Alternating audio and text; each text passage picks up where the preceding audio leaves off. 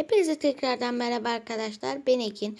Bugün sizlerle beraber Clash Royale Kart Creator diye bir uygulamaya bakacağız. Göz atacağız. Arkadaşlar 110 aboneyiz galiba şu anda. Herkese bunun için tekrar teşekkür ederim arkadaşlar. Hemen bundan önceki videoda mezarlıklı bir adamla güzel bir kapışma yapmıştık. O videoya bir göz atmak için şu an sağ üstte çıkan i butonuna tıklayabilirsiniz. Videomuza geçelim arkadaşlar. Clash Royale kart simülasyonu gibi bir şey herhalde. Kart oluşturacağız. Hemen başlayalım. Adı ne olsun? Bir dakika. Önce bir fotoğrafını bence bir bulabiliriz. Ama buradan mı oluyor? Burada yok mu? Please change. Allah Allah. Yok mu ya? Arkadaşlar ben hemen uygun bir fotoğraf ya da beraber bulalım. Hadi bulalım. Google Chrome. Ne yapabiliriz? Bence Clash Royale'de hangi kart yapabiliriz?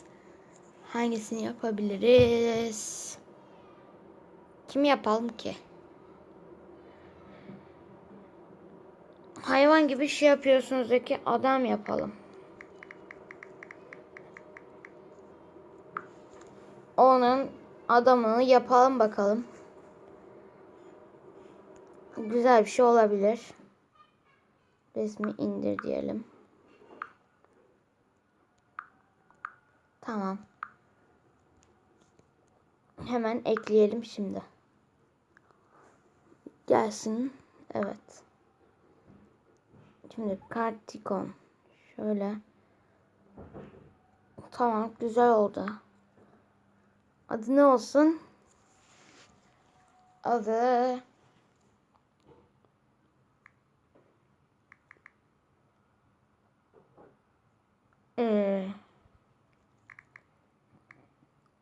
hayvan karşıtı olsun. Bence mantıklı. Tabii ki de sıradan bir kart olması gerek. Yani bence öyle. Yani asker. Eliksir kaç iksir olsun biliyor musunuz? 7 iksir olsun. 8 iksir olsun. Buraya şimdi. Hayvan. Bu asker. Kulenize yaklaşırken hayvan gibi şey yaparsanız vurur ve kulenizi yok eder. Bence güzel bir açıklama oldu. Hit point'i kaç canlı olsun? Hemen şöyle 863 can olsun. Damage'i kaç olsun biliyor musunuz? Damage'i 1000 olsun hadi. 1000 olsun. Kıvılcım gibi bir şey oldu ama olsun. Hit speed vurma hızı 8 olsun. 8 saniyede mi olsun? Virgül koyamıyor muyuz ya? 8 o zaman fazla. 3 saniyede mi olsun ya da 1 olsun ya. Her bir saniyede tık tık tık tık diye vursun böyle. Bu hem air hem de hem yere hem havaya vursun. Range menzili uzun mu olsun kısa mı olsun? Bence yakın olsun. Ve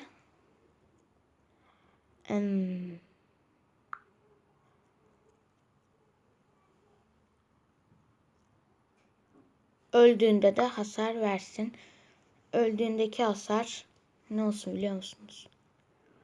Öldüğünde etrafına normalde 1000 ise 250 olsun.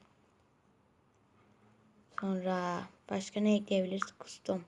Kendi özel gücümüzü ekleyelim bakalım.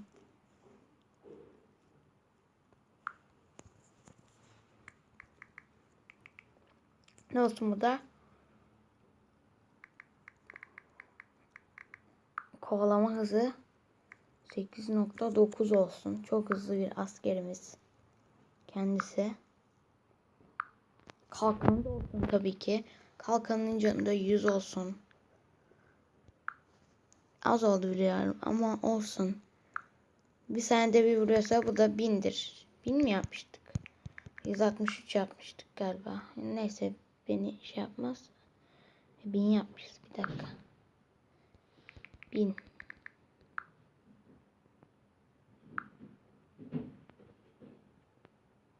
Tamam. Bir de asker olarak ne çıkarsın biliyor musunuz? 5 tane çıkarsın ama ne çıkarsın ekleyemiyoruz herhalde onu. 25 tamam 25 olsun. Evet arkadaşlar kartımız böyle bence güzel oldu hani bence bunu kaydedebiliyor muyuz? My card. Abi gitti mi o kart? Gitmedi. Evet. Okay güzel bence ya. Evet arkadaşlar gördüğünüz gibi böyle bir kart yani. Yani bence güzel oldu arkadaşlar. Yani. Daha çok arkadaşlar bu seriden istiyorsanız videoyu beğenmeyi unutmayın. İsterseniz daha farklı kartlar yapabiliriz.